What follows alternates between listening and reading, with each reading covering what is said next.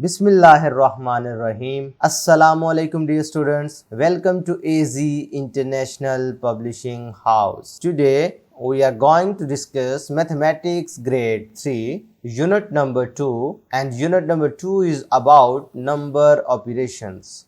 Today we will learn multiplication table of 7. तो प्यारे बच्चों, आपको याद होगा कि पिछले लेक्चर में हमने टेबल ऑफ 6 सीखा था। अब टेबल ऑफ 6 में हमने क्या देखा था कि 6 बॉक्सेस थे और उनको हम बार बार रिपीट कर रहे थे। अब इधर 7 की बात हो रही है, तो अगर आप ये डॉट्स देखें तो ये 7 है, ये काउंट करें। ये फ्लावर बना हुआ है, इसके अगर पेटल्स काउंट करो तो 1 2 3 4 5 6 7। बात समझ आ रही है? कितने हैं ये डॉट्स टोटल? अगर आप इनको फ्लावर समझो, सर्कल समझ लो, तो ये कितने हैं? 7। अगर सर्कल्स की बात करो तो ये 7 सर्कल्स हैं। अगर ऑब्जर्व करो तो यही 7 जो है बार बार रिपीट कर रहे हैं। ये 1 टाइम रिपीट हुआ है, ये 2 टाइम, ये 3 टाइम्स, ये 4 टाइम्स, ये 5 टाइम्स, ये अगर आप ऑब्जर्व करो तो 6 time, 7 time, 8 times, 9 times, 10 times. ठीक है, तो ये आप देख रहे हैं कि 7 जो है कैसे रिपीट कर रहा है। अब अगर आप ऑब्जर्व करें हो तो ये सर्कल कितने थे? 7। ये क्या हो गए? 7 प्लस 7। ये क्या हो गए? 7 प्लस 7 प्लस 7। इसी तरीके से ग्रेजुअली ये बढ़ते जाएंगे, 7 प्लस 7 प्लस 7। इधर 4 टाइम है, नीचे 5 टाइम, नीचे 6 टाइम, इसी तरीके से 7 टाइम, 8 टाइम, 9 टाइम, 10 टाइम। भाई 10 टाइम का मतलब क्या होगा?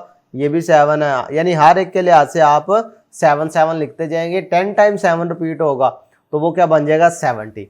चलिए स्टार्ट करते हैं। आपने क्या ऐसे करना है? 1 टाइम 7 मीन्स 7, 2 टाइम 7 मीन 14। भाई देखो ये 7 प्लस 7 करो 14 होता है ना, और ये कितनी दफा रिपीट हो रहा है? 2 टाइम्स, इसलिए इसे 2 टाइम्स पढ़ रहे हैं।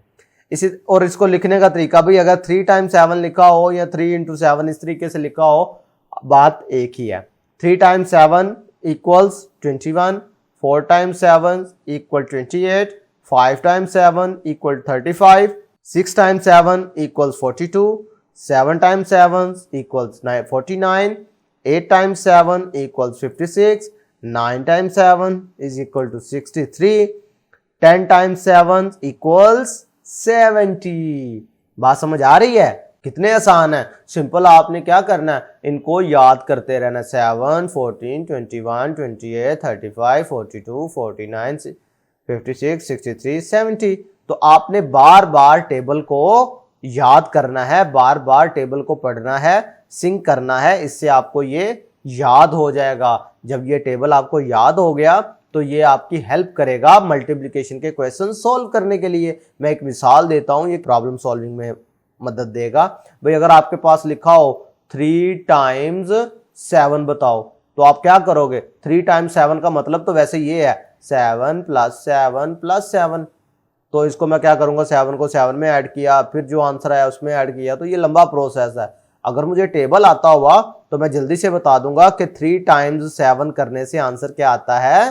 21। बात समझ आ रही है? इसी तरीके को ऐसे भी लिखा हुआ हो सकता है, ऐसे भी लिखा हुआ हो सकता था, और ऐसे भी क्वेश्चन आ सकता था।